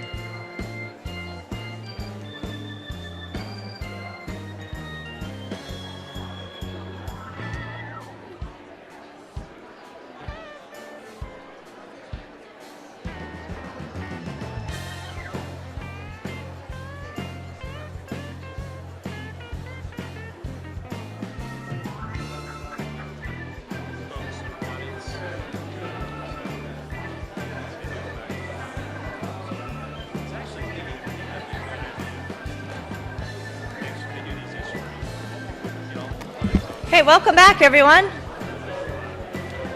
We are going to go ahead and get started. We're going to go ahead and get started.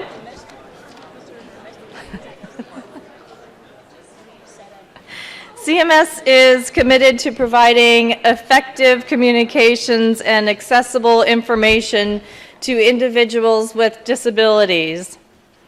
As such, this session will provide an understanding of the requirements regarding accessible public-facing communications, the importance of having accessible communications, and the role that you play.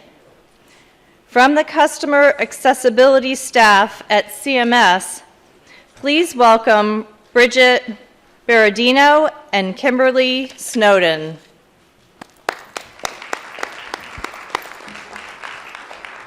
Hi, good morning. I'm Bridget Berardino.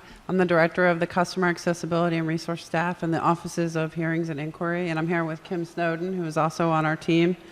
On the phone, we actually have the Director of the Offices of Hearings and Inquiries, Randy Brower, and his deputy, Jim Slade, joining us from New York. Unfortunately, they weren't able to be here in person today, but I wanted to make sure I introduced them live from New York.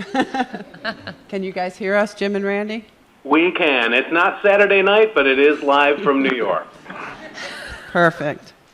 And as we said earlier, we're here to talk about the importance of some more supporting access to information for individuals with disabilities. I know many of you were here last year, and you may recall that Jim and Randy did a similar session talking about the requirements and the importance of our responsibilities, and many of you have been working on this over the past couple years. So we wanted to take a quick poll and see how well you felt your organizations were doing in providing information. I'll give it a couple more minutes. I was hoping to see one extra. Oh, there we go. Number 4 is starting to shoot up now. Oh, interesting. Give it a couple more minutes. This is exciting.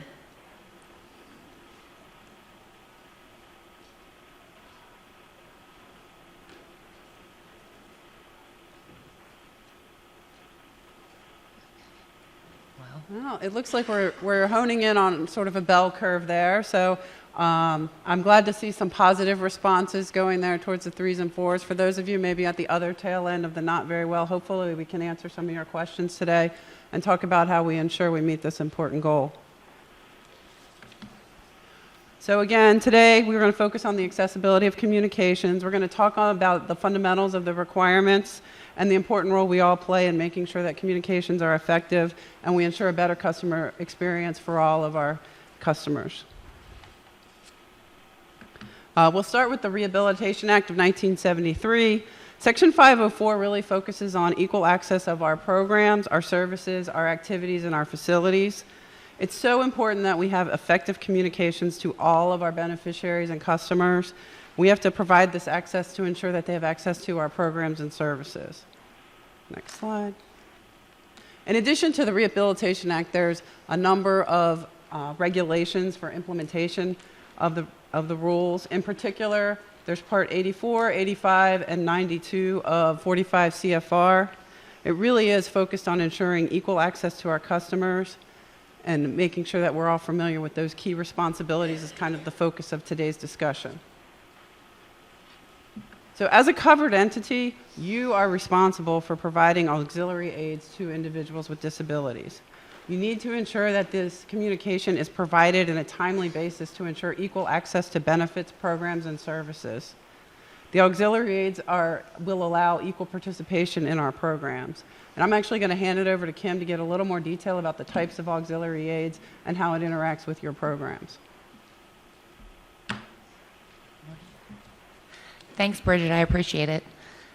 Good afternoon, everyone. I'm glad to be joining you today to talk about this very, very important mission that we have to actually conquer together.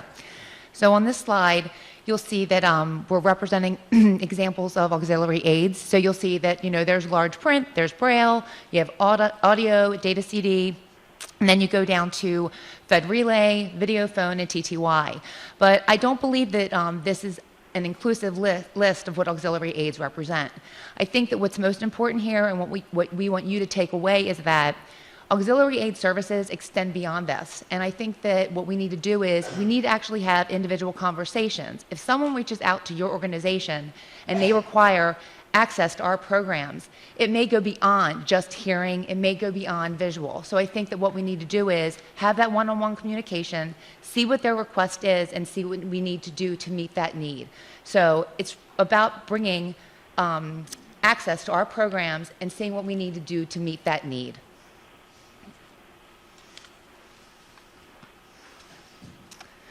So Section 504 and 508.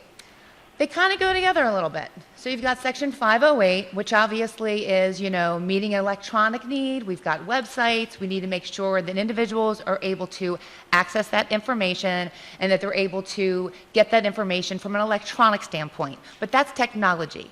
But Section 504, we're talking about accessing it. But accessing it from what kind of format?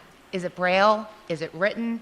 What type of access are we looking at? It's not necessarily, we don't need technology to make something 504 dependent. We just need to make sure that somebody can access it. But if you look at it together and you combine it together, I think that from a compliance standpoint, and you're meeting both Section 508 and Section 504, I think we're meeting the need of providing all information for our programs and our services and being able to do what we need to do for our memberships and our customers and being compliant and assuring that we're providing a very good and very confident customer experience for what we need to do from your organizational standpoint and from our program standpoint.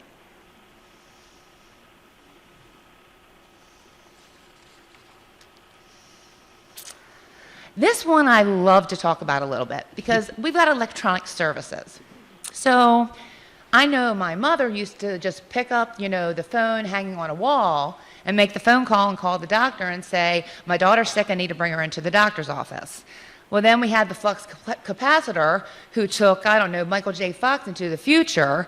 And, now all of these wonderful organizations, I know my bank, everything you can do is on the computer. You can make a checking deposit. I don't even have to go into bank anymore. I don't have to go to my ATM machine anymore. Everything can happen on the computer. So there are these wonderful electronic services, but from an accessibility standpoint, is everything accessible? So from an electronic and a technology standpoint, we also need to evaluate those services at the same time. So I want to make sure from your organizational standpoint, from being able to set up appointments, from being able to submit things, also make sure that when you're planning things, when you're, growing your technology world, that you're stepping back, you're looking at it from your 508 perspective, but you're also looking at it from a 504 perspective to make sure that if an individual is able to do it, make sure that all individuals are able to do it. Individuals with disabilities, individuals who don't have disabilities, that they're able to access it and they're able to do something. So we want to make sure that everybody has equal access. And I think that's the overarching thing. We want to make sure that everybody can have that same communication regardless of their challenge, whether they have a disability or they do not have a disability. It's about having equal access.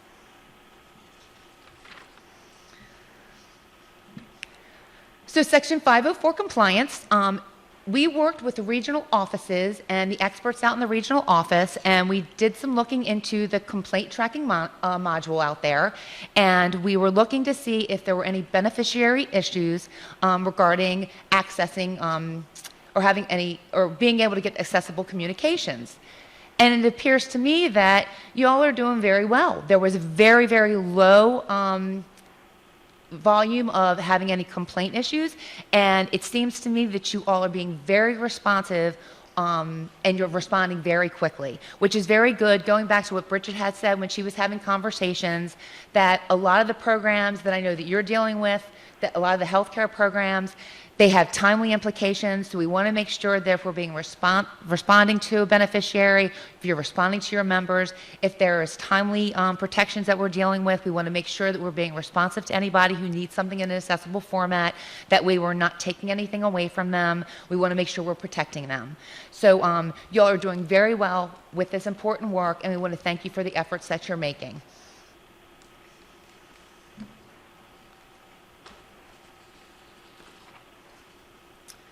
So some additional insights on 504 compliance. We want to make sure that you're doing the efforts and working on some efforts that can potentially help you as you move forward on this important mission. So again, I like the acronym CTM, Communication, Training, and Monitoring. So basically, you need to make sure that you're communicating with your members, communicating with potential members. You want to make sure that you're letting them know what auxiliary aids and services that you have. Let them know that they're available, and also let them know how they can reach out to you to be able to receive this information. The other things that you need to do and make sure that you're doing is work with your staff. Make sure that you're training them on the auxiliary aids that you have. Also make sure that you're working with them to let them know how they can respond to these specific requests. And also for the monitoring, make sure that you're monitoring and evaluating your business processes. Make sure that you're looking at what you can do. Are there any gaps in your processes? And also look at your best practices. How are you doing? What's working and what's not working?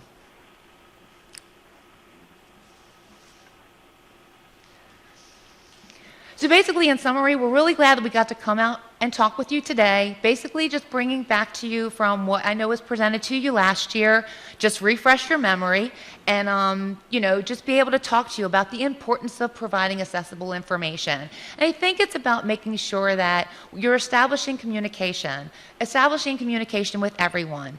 That's what you want to do. You want to bring a great customer experience, making sure that you're able to effectively communicate with individuals with disability, and also just communicate with everybody. You want to establish that open line of communication, seeing what you need to do just to make that experience better, and just doing what you need to do. But the other thing too is we're here for you guys as well. If you're having any challenges, I know that, from the poll that we saw, some are doing things well, some are having some challenges. Please make sure that you reach out to us, talk to us. If you're having best practices, let us know how things are going. We want to make sure that we know and understand what challenges that you're having so we can work with you and see what we can figure out to make communications better and what we can do to make sure things are just moving along and people have access to all the programs. So where to go if you need help? Obviously, you can reach out to us here, and you can also, for Section 504 information and information that impacted by 1557, with regards to Section 504, reach out to your CMS regional account managers. And if you have any questions with regards to 1557 as it regards to language accessibility, you can reach out to the Office of Civil Rights, and you can please copy your account manager on that too to make sure that those questions get answered. Randy, before Bridget goes into the question and answer review with the audience, would you like to add anything? Thank you so much, Kim, and it's Randy and Jim, and we are here in New York and more than happy to be a part of it. And don't want to belabor the point, guys. I think Bridget and Kim did just an excellent job giving you a review. I just want to sort of emphasize a couple of quick things, if I may. First of all, the Customer Accessibility Resource Staff, which is a small but mighty team that Jim and I stood up inside the Offices of Hearings and Inquiries to provide a place of focus for individuals with disabilities. And our first big mission is making sure that all of us collectively, as Kim so beautifully put it, fighting this war together, will improve and share best practices and just get better, so to speak, at providing accessibility in our external communications to the Medicare population and beyond. So that's what they're here for. It's a new part of our world, and we're really, really happy to have it. And I wanted to also stress what Kim was saying right at the end here when she was talking about getting help and questions. For any organization that has an issue, please do reach out to us for assistance. This isn't a gotcha game. We're really very interested in being able to be helpful. And if you think you're having an issue or struggling, especially, we have resources that can help. We have ideas and suggestions, and at absolute minimum, we want to talk to you so that we can see what we can do to be supportive. Are there barriers in your way that we can help remove to ensure that individuals get access to information in accessible formats? That's extraordinarily important to us, and being able to have that dialogue, as Kim was just saying, is really just vital for us to be able to do all of this work successfully together. So those are the two things I wanted to stress. Jim? Yep, no, all I would say is, you don't have to reach out to us just when you have a problem. You can certainly, as Kim said, tell us what's working for you, because, we're all in this together. Last thing I'd say is last September when we had the conference, we received some really good questions, and I'm really interested to hear what the audience has to ask today.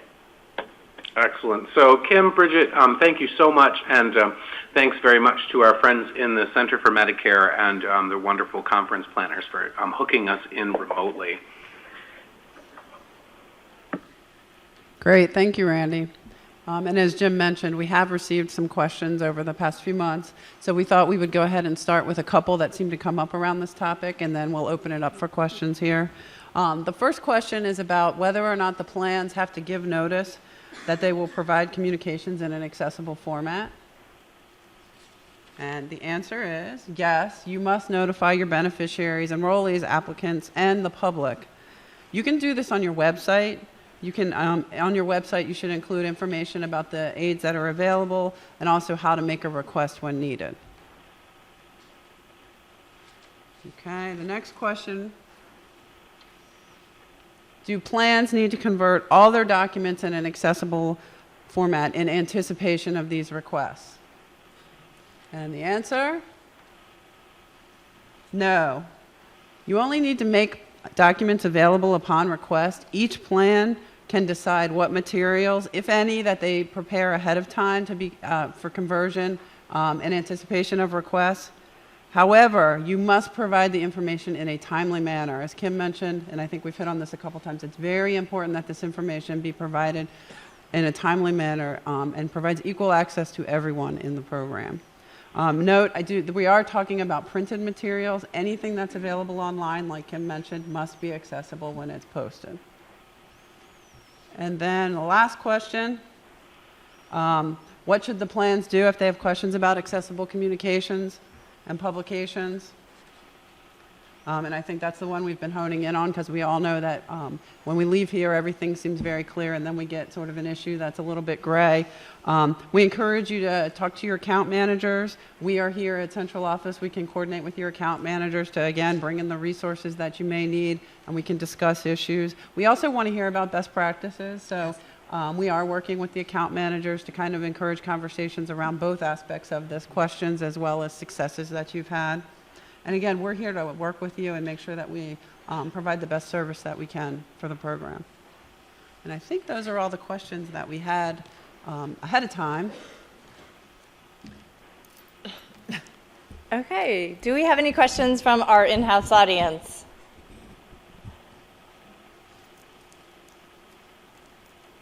Okay, please tell us your name and where you're from.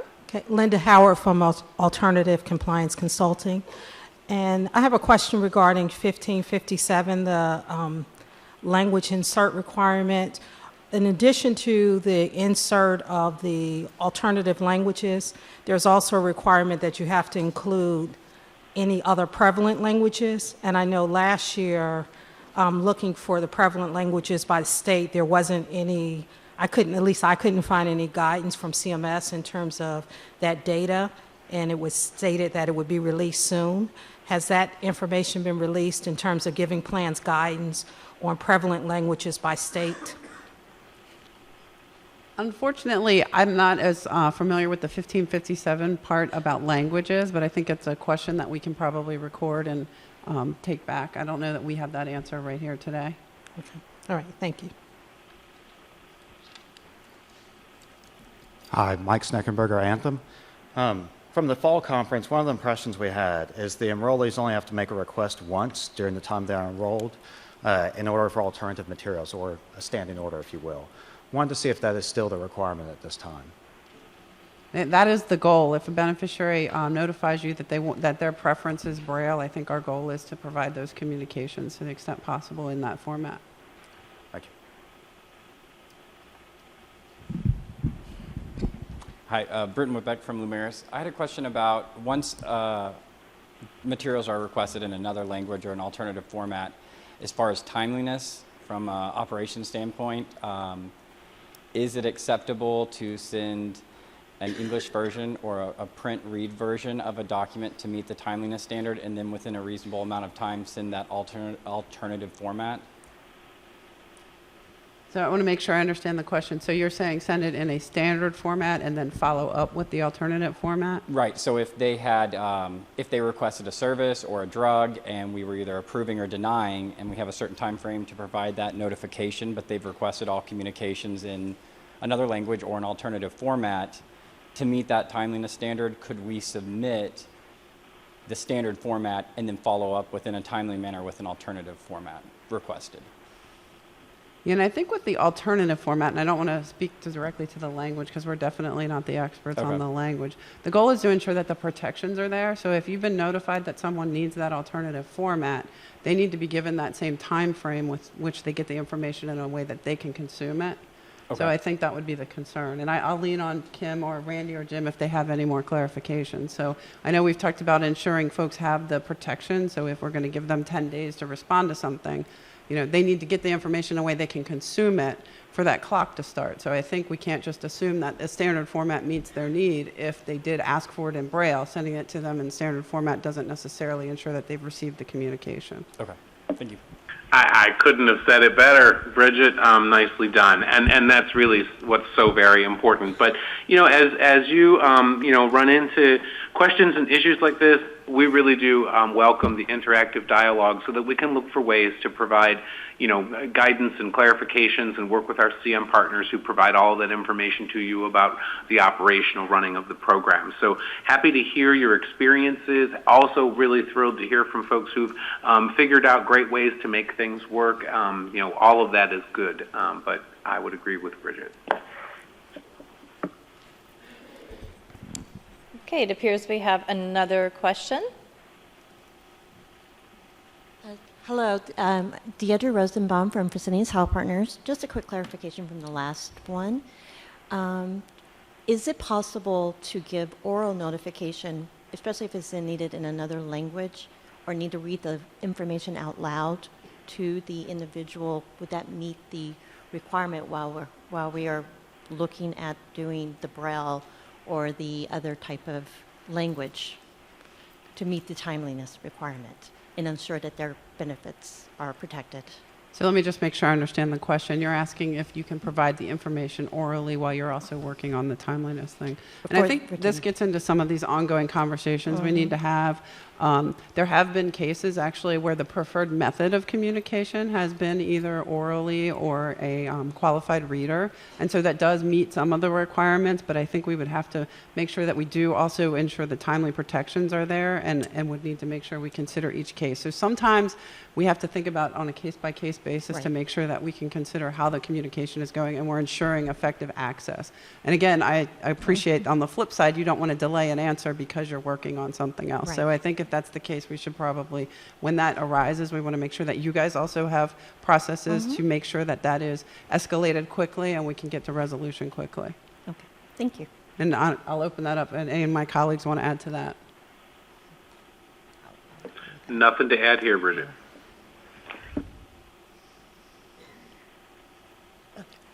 Good morning. Michelle Johansson from Performer X. Thank you very much for the presentation, and thank you for dialing it in, Randy. One question, well, two. Number one, would CMS be willing to provide some examples of what discrimination looks like inside of the Part C and D program, specific to some real concrete operational areas like coverage determinations and appeals and call center, so that we can make our training sufficiently robust to deal with our business model? And then number two, so we're grappling with the concept of what the covered entity technically means. So we're a pharmacy benefit manager, and our current reading of the rule is that we're an indirect recipient of government funds. We're delegated to provide services such as coverage determinations and call center, but we are not technically the plan sponsor.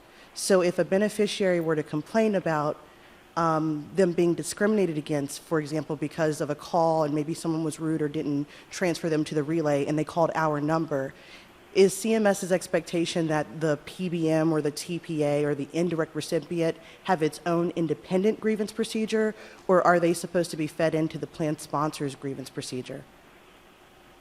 And I can type that out if you need it. That was a very long, Sorry.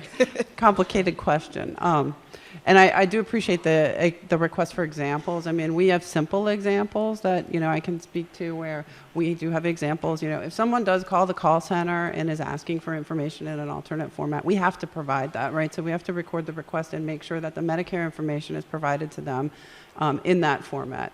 You know, we give examples of what some of this, I don't want to say standard because there's There's always everything is a two-way street, but if someone asks for Braille, we have to provide that. So if on the flip side, if that request is made and then we don't provide the Medicare information, that is a basis for a complaint. And I think that what you're probably getting to is probably some of the more complex discussions, and I think it's really when we try to get down to is around equal access, right? Ensuring that people have access to the same processes and information that they have, that all of our customers have. So if that extends, and I definitely don't want to give any legal answers around contracting, but if that extends to parts of the program that provide those services to our beneficiaries, we have to ensure that access. So we need to make sure that we have the processes in place to get them that information. And we can, if you type it up, I'm sure we can get a little more detailed when we work on some of the follow-up questions. Will do. Thank you. And again, hey, it's Jim and Randy here, and Deidre, thank you. Great question. Please do send that in to us. Offhand, we'll think about this a little bit more. It's the plan's responsibility to make sure that their benefits are accessible. So downstream contractors, it would probably be in the agreement between the plan and the downstream contractor. But we'll get a little bit more information on it and get it back to folks. Yep, I couldn't have said it better myself. And all I would add to that conversation is, as Bridget was saying, whether or not it is the quote-unquote legal responsibility, we'd urge everyone to try and bake this conversation into our operational processes, just simply because, if you'll forgive me here, it's the right thing to do. I'll tell you a little story. Last fall, we had the pleasure of seeing an equipment lab at the National Federation for the Blind, and we had an individual walk through what it's like to use a screen reader. And they showed us sort of like two paths: the path of a really well-designed document on a web page that was well tagged and what that felt like to use. And then they walked us through one that was a little bit less well designed, and it was really just so stunning to see that. So to your question specifically about case examples, how can we show? I think that is a fantastic idea. We've been trying to be as creative as we can be about thinking about, maybe we can do some YouTube videos. Maybe we can do, some things that help sort of make it real, because in as much as it's a compliance issue, and it is, and it's a serious one, it's also just simply the right thing to do when you have the opportunity to watch what it's like to struggle to just understand something the rest of us take so easily for granted. So great questions. Please do send it in so we can ponder and kick that around a bit. And I'm happy to try and provide some real-world examples. Jim, I think you had one actually to share too. One example that's come up more than once in discussions is a disabled person, particularly like a low vision type person, is on the phone with a call center rep, and the call center rep asks that person to get a sighted person to read the document for them. That could be interpreted as discrimination. You're not providing equal access to the benefit. So that's just one example that's come up. And there are plenty of others, but that's what popped in my head. Thanks, Bridget. Thank you. Just a general question. When you say send your questions in, are the answers going to be posted somewhere? I mean, how will we get the responses back to the questions in terms of everyone having access to the answers? We are actually trying to gather some questions. I think our goal is over the summer to potentially provide some frequently asked questions and release those out to the plans, and then also have some conversations with your account managers where we can learn, sort of have a back and forth to kind of get to some of the details you guys are talking about. Okay.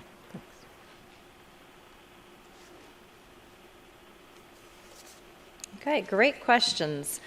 With that, I would like to thank Kimberly and Bridget for the information on accessible communication. And our call-in users, too. Jim and Randy, thank you.